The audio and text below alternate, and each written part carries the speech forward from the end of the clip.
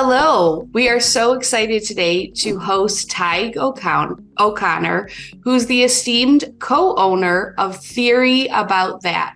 This is a pioneering agency that is dedicated to elevating digital marketing for counseling and treatment centers all across America. Welcome to the show today, Tighe. Yeah, thank you for having me. I'm happy to be here. It's good to have you here. Um, let's go ahead and just start off with what your company that you co-own, what it's all about, and who it's helping. And I know you'll get into especially the digital end of things for counselors. So I think Mhm. today will be a lot of focus on the business side, and we always need help in that area. So how did this all come about? Theory about that. Yeah, so I know I've been in the creative space all my life, I did a designer, animator, UI UX designer, and about 7 or 8 years ago, I wanted to start my own company. And so my wife is actually a licensed marriage and family therapist. And so for us, the perfect company to start was a marketing company that focused in that area. And so, we've started out writing content and blogs for people, and then soon expanded into like social media and websites and things like that. And this is actually the second company I own. I also have another company that just does websites and other sort of creative things. And so that's where my heart is at, is doing creative work. But with my wife being a therapist, it really makes a great company for us, essentially helping out therapists with what they aren't used to, which is building websites, doing tech things, doing marketing things, because they went to school for everything but that. And then they go out into the real world and everyone wants to start their own practice, right? But they don't have any of those skills. And so that's what we try to help people out with. That's great. I myself am a school counselor and have all the therapy and courses, but then creativity, I get friends to help me with that. And then especially the online space. You guys are so valuable in helping many people. And so it's great to have you here to talk about that. Yeah, absolutely. Let's talk about under your leadership, some of the specifics that you might incorporate when helping a therapist or counselor set up their website or try and get more visits to their website. How do you do that specifically for a person's practice? Yeah. So, I mean, if we're starting with a website, well, honestly, when we onboard a client, we have this checklist that we like to use, and maybe that's something you'd want to include in the show notes or something. I'm happy to send that your way. And essentially, for us, this is a to-do list that whether we do it or financially it doesn't make sense, and you want to do some of it because it's a long checklist, right? And so we send that to people as a way to tell them here's what essentially needs to get done. And so for website, I know I got pulled up here. I can go through some of the things for what we think about when we're starting a website for people. And so for us, I think honestly, you can start with just good design, right? So what does that typically look like nowadays? I think it's optimized for all devices. I think a lot of platforms do that pretty easily now. But then how are you doing on trend, up to date design? For that, you really would need someone to help you out with that. I think with either a designer or you're starting kind of from a template approach. And then from there, we try to think about how to capture leads. Because I think a lot of counselors, they know, okay, great, I can have a contact form. I have a button on my page for people to reach out to me, but they often forget about the other call to actions that are super valuable on a website. And so in the marketing world, we call this, you have top of the funnel, middle of the funnel, bottom of the funnel call to actions, where the bottom of the funnel is the typical, hey, here's my phone number, here's a form, where what gets forgotten is the top and the middle, which is other ways people can interact with you for people who maybe aren't ready for a counseling session right off the bat. Right. So for us, that's often ebooks or downloading lists, or maybe there's how-to videos and courses. Maybe it's even just links to your social media. But for me, those are really important ways to almost build a rapport without even being there for someone, because a counselor is a very personal experience, right? And so it can be nerve-wracking, especially with someone maybe with anxiety, to just jump into a phone call with a new person. But if they can watch some videos and get to know how you think, how you talk to people before they even reach out to you, that's super helpful. I'm probably showing my age here, but actually we found our realtor through YouTube, because I was like, oh, we're moving to a new city. Like, who are we going to reach out to? There's so many people who are realtors. And we ended up just searching on YouTube for realtors in the area. And we found someone and went, oh, he looks really cool. Looks like he's fun to hang out with. Let me call him. I think it's very similar for counselors, is how can you put yourself out there in a way that people can get to know you? And a website is a perfect way to do that. And I think another way to think about websites is, what sort of content you want to have out there. And so for us, we have some essential pages, and starting with the homepage. I know a lot of people have different opinions on what makes a good homepage, but for me, it's essentially a directory to the rest of your site. I think a lot of sites that I see that counselors send are just full of content, full of all this information. And people can get overwhelmed really quickly from that. And so what I mean by directory is whoever lands on your website, you don't know what they're interested in. You don't know if they want to find a price. You don't know if they want to find what sort of services you offer. And so you want to visually and quickly lay out on a homepage ways to get to the information you care about. So that's typically what I include on a homepage. Then, of course, you have an About Us page where you want to list out testimonials, credentials, certifications, your personal narrative, things like that. And then you can get into services from there. And so for us, service pages really have 4 key components. One, you're acknowledging their struggle of like, hey, are you feeling like this? Are these things that you're dealing with? Describe what that struggle looks like, explain how you can help, and have a call to action. And then other pages that are super important are even a getting started page, because some people aren't used to therapy. They don't understand what the process looks like, and that could be a huge sticking point for people. But if you have a page that really lays out, here's what to expect when you give me a call, we'll set up a time, and then we'll have this onboarding session, and walking through that process is super helpful for people. And then of Let course me I can go just to jump more in things before too. Yeah. I just want to say I really loved how you talked about the person wants to connect with the website, because I know even before we do these podcasts, right, you want to see like, what do they look like, even hear the sound of their voice. And then Mhm. if you're going to be using them as a counselor, of course you have to feel some level of comfort with at least their website before you want to jump in. So thanks for making that point. But go ahead. I know there was more steps in the process you wanted to mention. No, yeah, absolutely. And I think even to tack onto that, I think a lot of websites can feel cold, right? Because it's just information. Maybe there aren't very many photos. Even if it's just stock photos, it can feel a little cold. And so um, something that just came to mind of like even adding photos of your office, like, hey, here's where you're going to be sitting, like this very comfortable, warm, inviting place. Even if it's online, being able to talk about that experience with people, essentially making it as easy as possible before jumping in. And then really other than that, I like to have a lot of resources on a website. So just like you mentioned with your podcast, one benefit of your podcast is you're showing your expertise in the space. And even though you might be having experts on and being, the median between that, you're showing that, hey, I've been doing this for a while. I know what I'm talking about, and I can speak to it really well. And honestly, I feel like the main benefit of having blogs and resources on your website is just having them so people see that they're there. Not even that they might go and read through every single one of them, but that they see, oh, this person knows what they're talking about, which essentially gives you some of that social proof, I'd say. And that's probably the main things that we care about the most. Okay, very cool. I love the detailed approach and helping our listeners to hear all the different steps and things that people might not have thought of, especially if they're just starting out.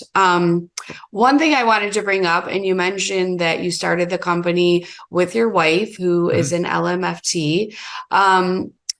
How does she have her own clients? Is it all one company together? I know when I looked at your website, you have a lot of content writers and other people that are part of it. Are people able to get therapy through her while getting your end of the creative and building the websites? Or how does that all work if someone was going to onboard with your company? Yeah, so it's actually it's not a therapy. That's not a counseling center. It's just a marketing company, and so those are the main services we offer. She, in particular, she did sessions for a while as she was, of course, getting her license, and then during that process, as we all know, that long struggle to get your license, of a lot of either free work or unpaid work. She was starting this company, and she really fell in love with it because she really loved, one, helping solve problems for counselors and working with lots of different counseling centers. And it's been really fulfilling, honestly, for her, being in this space of meeting so many great people, because that's what we've really found in the counseling space, which is really encouraging. This isn't really answering your question, but in a lot of spaces, if someone finds you as a vendor and they really like you, they kind of keep you secret. They don't want you working with anyone else. They just work for me. But counselors are the exact opposite. They're very selfless and open and really wanting people to meet other vendors. So that's been really fulfilling for us, meeting a lot of different companies. All right, very cool. Thanks for clarifying that. We had several episodes ago another couple where the husband was the mental health professional, and then the wife did all the business side of things. And they've been doing that for, I think it was over 20 years. So Wow. I love seeing couples, how they bring all their skills together. So very fun. Just talk to us about how you would say, when a therapist or counselor wants to work with you, how would you say that you empower them? We talked about a lot of the logistics with the website, but let's just say I was starting a company. How would you give me the courage, I would say, to move forward? Yeah. And so if you're just starting out, for us, that's a really great time to honestly learn who you are. I think that's important in any business, right? If you're going to go out there and offer your service to the world, you'll be a lot more effective at it if you know what you can offer. And so for us, we go through, I guess, a two-step process.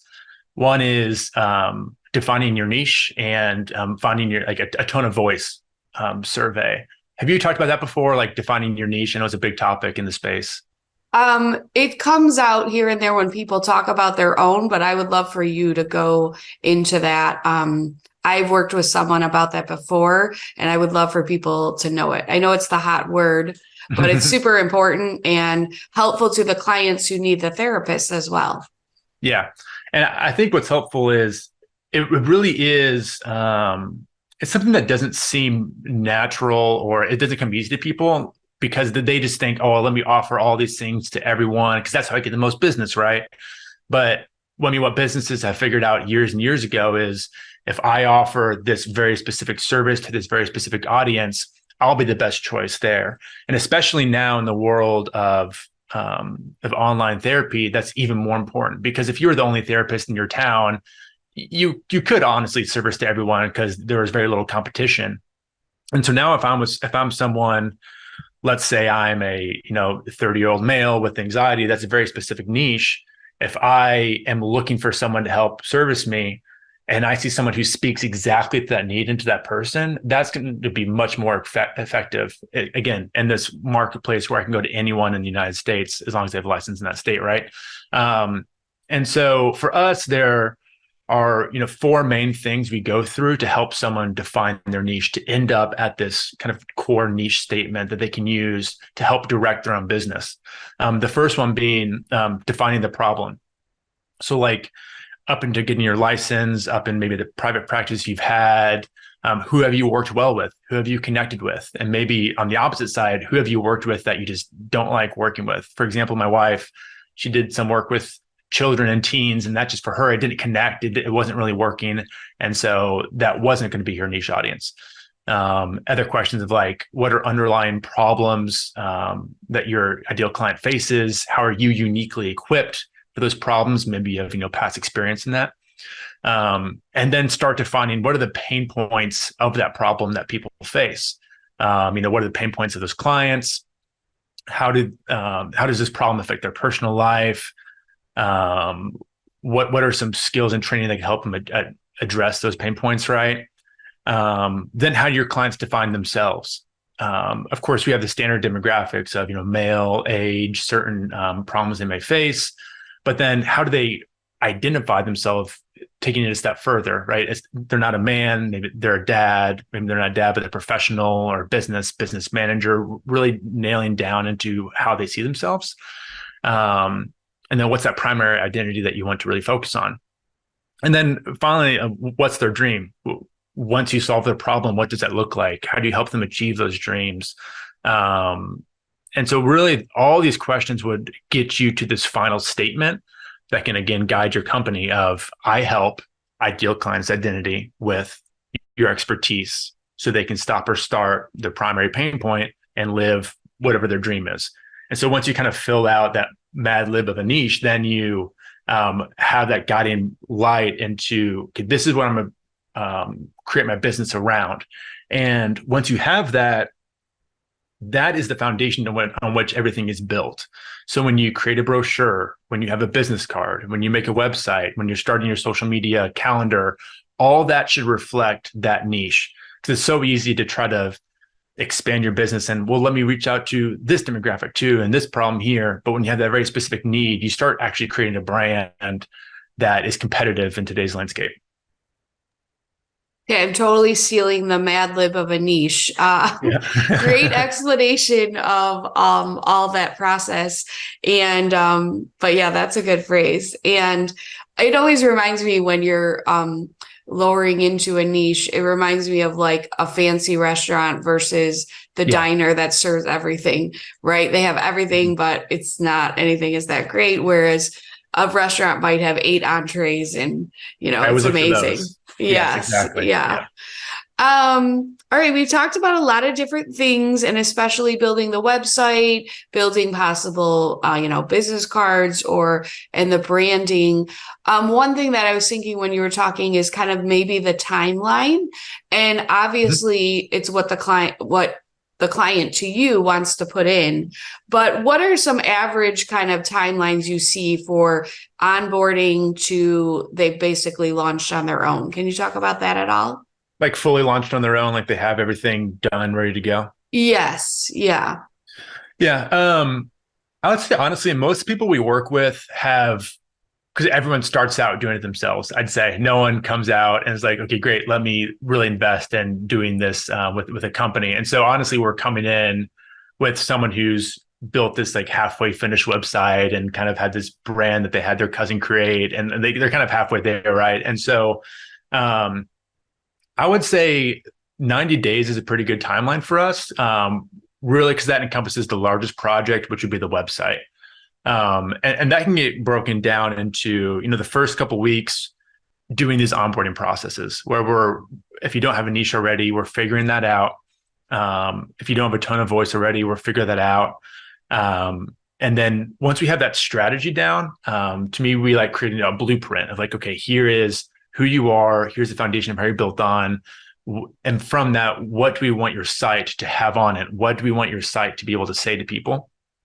From there, we start jumping into writing content, which is a big part of this business, especially because in other companies, in random industries, you can kind of write content, you can try to figure it out. But with counseling, it's very specific. Like you need an expert to write this content. And that's why I never touch the content myself, because that's not my area. It'd be bad if I did that. That's why my wife writes it, or we only work with licensed therapists to help write the content we have. So that way an expert speaking to it. But again, we jump into that process, that could take 4 or 6 weeks to write out all the content for all the pages. And then we jump into the actual website and building it out, designing it out, and get it launched. And so that's the biggest project. And then of course, along the way, there are smaller projects like if people need their brand created, if they need print materials, that's all done within that 90 days. We talked about this on a couple episodes ago with someone else, in people who are a therapist or a licensed or trained in a certain way, but they've gone into the business realm of it. And I love, I have a senior who's getting prepared to go to college. And so we're looking into careers and all that. And it's so fun when careers kind of clash, like maybe you went to be a social worker, but now they're writing for you. So that's really cool. talk a little bit about the marketing side. We've talked about building it all and the timeline, but then what are some of the processes that you would look at with someone you would help in getting it out to their area? Or another thing I'm thinking about too is how much are people pushing themselves out across state lines if they are licensed, as opposed to before you might just stay in your local town or suburban area. Does that make Yeah, I mean, sense? yeah, that's a good question. And I think because you can kind of break apart marketing and advertising into two big categories. One is what's called acquisition, right? But it's bringing people to, oh, I'm clicking on a link, I'm learning about you for the first time, I'm coming to your door, let's say, as a metaphor.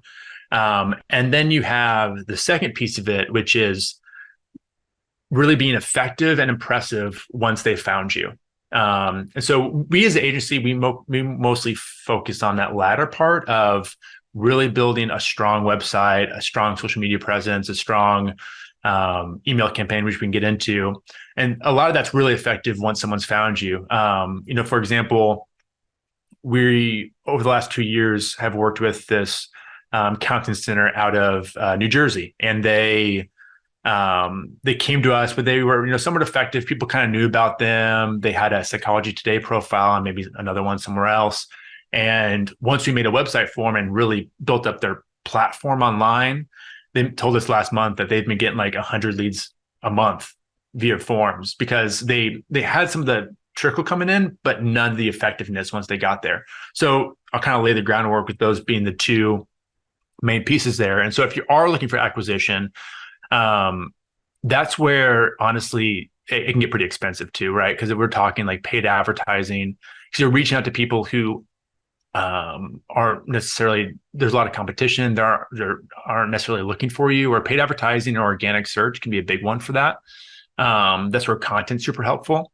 And I know that's a whole nother avenue we can get into of how you do right content to help, organically attract people.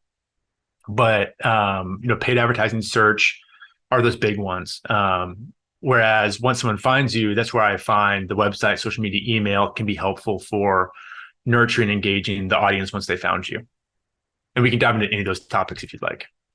Oh, no, that was good. I was thinking with specifically the company or center in New Jersey, with that, do you coach them all or help them all out with, now they have so many people coming to them, they need to hire? Is that ever part of the discussion? Like how big the practice needs to be, or do you guys stay out of that part? We typically stay out of that part. Okay. We're always a listening ear and helpful to give our opinions because we've worked with so many companies, but typically this is someone who they have a goal in mind of where they want to be. So either someone wants to be an individual practitioner or they want to expand. And so they typically have that or a business coach along their side to help out with that. Okay. Thanks for clarifying. That's what I was thinking of. Yeah. 100 more leads, and they're like, we only have How do you 3 handle that? therapists. Yeah. Let's talk about, we talked kind of like what's out front for the whole world to see, but let's talk about some of the behind the scenes in managing payment systems, and optimizing the financial aspects of owning a practice. Yeah. And we actually don't do too much work with that. So I'm sure there are a lot of great third-party platforms out there. But mostly we focus on, call it the marketing side of things. Okay. That makes sense. I saw that in there. I just wanted to check on that. Yeah. Do you, I feel like when I look at a lot of people's websites, they keep that a little bit hidden. Like prices. Yes. Occasionally you'll see it. And so is that part of the marketing strategy? Like you want the people to connect and then they give the breakdown of cost, or just what's your thought about that? Yeah, so there are 3 avenues you can take, and then I guess we can talk about the benefits of each. I mean, the first one being it's right out in the open. There's a button called pricing. I click it and I see it. And I think what seems to be most effective is when you're more budget friendly, because then someone's going, oh, okay, that's cheaper than what I've seen or got quotes from. Let me try that out. So for the budget friendly person, that's good. I'll skip the second option. The third option would be like you said, I need to actually have that first session or call you up to have a free evaluation to kind of talk about it and chat about it, which of course is probably better for someone who is on the higher end where you really want to meet face to face, sell your expertise, show why you're different, have that ability or that chance for that emotional connection right off the bat. So that way that price isn't as much of a shock. They're already a little bought in.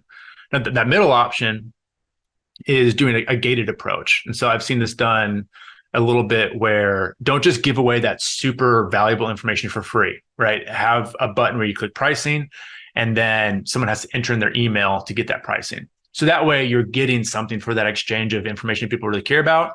And that can be really effective because then again, you have their email where you can then market to them. And maybe that was a bit of a sticker shock when they first saw the price, but then over the next 3, 6, who knows how long, months, they're getting some emails from you that you're showing your expertise, you're showing your knowledge in the area, and then maybe a while that sticker shock's worn off and they're ready to make a decision will be the second option. That's so interesting. I was just thinking about when I sign up, whether it's a store or wherever, and people live very busy lives, right? I have 4 kids and I'm a school counselor, and sometimes you interested in something for 2 minutes, but then you really can't address it again for 5 days. So I can see where 5 months. Getting that email and they're like, hey, I'm here. Maybe it's time. Nope, not till next month. So that was I'm glad to know that. Thanks for sharing that. You talked about the center in New Jersey that's had some really great success in working with you. Are there other places or organizations that you wanted to share? It doesn't have to even be by name, where you've helped people be successful, or especially if someone was really struggling and then you brought them out of that. Yeah, I mean, honestly, where we come in and help the most, I'd say, is with someone who, let's say they own a counseling center and they are doing everything. Like maybe they have a couple of therapists, but they are trying to deal with their own client load and trying to do all the marketing. And so they've maybe tried a few different avenues to try to offload that, where they're, maybe going to Fiverr or going to someone that they know, and they spend some money to get it done for cheap. They get it back, and then they have to spend the equal amount of time to edit it and make it right, as opposed to just doing it themselves. And so where we find people be happy is they can offload that work to us, knowing that, oh, they're having licensed therapists write this content, look at this content. We have a great marketing director who's able to think strategically about how it's being used. And so they don't have to really edit it or look at it at all. They take a glance at it, thumbs up, and it goes out to the world because it's very personal. Again, if a lot of people use their name as their practice, right? And so they don't want to put out stuff they don't agree with or don't approve of. And so having a company that really cares about that quality level is pretty important. Thank you. Is there anything else that you feel like we didn't get to talk about that you wanted to share about your company, or any advice for people who may have been doing this a long time, or maybe they are just starting out? I feel like people who have done this a long time, with the whole new thing of so much online now and telehealth, I feel like maybe a lot of those people have had to revamp what they've been doing. Yeah. Yeah. And so I think probably the most valuable thing I could say is talking about like website platforms, because I find most people, they really get stuck there. They don't know what the best approach is, and they can end up making some really expensive mistakes when it comes to that realm. But to first hit on like online therapy, I think really look and invest in some good third-party platforms that are out there, and because that'll make your life a lot easier. But let's jump into the website platforms. To me, the best way to explain the different platforms that are out there is on a spectrum. On one end of the spectrum, you have platforms like Squarespace. On the other end, you have like fully custom development. And one isn't better than the other. On the Squarespace side, on this side over here, websites have very limited control. Like there's not much that you're able to do on the site. There's tons of functionality. It's kind of locked down. But that can be a good thing because what that gives you is a very, very low cost to build and maintain. It's very easy to use, really easy to design. Where, again, example of Squarespace, we use that all the time for some lower budget projects because we can get that up and running really quickly and then even hand it off to the therapist where they can easily manage it on their own. Because there's limited control, it's really hard to screw it up. And so I think that's one good area. Whereas on the other side with, let's say, WordPress or custom development, is I'm sure a lot of therapists out there were sold on it because it's like, oh, this is what the web's built on. It can do anything you want it to do. It has all its functionality. It's unlimited, which is true. And that's great, but you don't need a lot as a therapist for your website. You don't need crazy functionality. And so all that got you was something really, really expensive that you have to build and maintain. A lot of people are paying, monthly fees just to keep their site running, which you absolutely do not have to do today because you have proprietary sites like Squarespace that they just work. You don't have to maintain it and pay for it. And it's hard to use, it's hard to design. And so that means is you have to pay really expensive people to do really time consuming work. And so for us, for those more high-end projects that we work on, where someone does want something more custom, we use a platform called Webflow, which is an upcoming platform. I don't think a lot of people here have heard about it, but it's amazing where it allows someone to go in and build something really custom, really unique, but it can be done a lot faster. It's a little easier to maintain, and you don't have to pay that monthly maintenance fee because it's proprietary software where it'll run. You don't have to update plugins and everything like that. So to us, those are the two main platforms. If it's low end, budget friendly, it's Squarespace. If you want something more custom, have a little bit more money, go Webflow. I think that's pretty helpful. No, that was super helpful. Thank you for breaking down 3 huge options that people and why you might want to use the one or not the other. And no, that's really good. I feel like I learned a lot for sure. Yeah. Well, thank you so much, Tighe, for being on here with us today. We learned a whole lot of the business side of counseling. And I think that what stood out to me the most is the people that you're part of your marketing team, they know all about the world of counseling as well from their training. So we really appreciate that. And I could see some of our listeners reaching out to you for help. So thank you for being here today. Absolutely. Thank you for having me. And to our listeners, thanks so much for tuning in. Please let us know what questions you have, what information you want. In the future, we'll have more episodes as we continue to delve into the world of counseling and therapy. Have a wonderful day.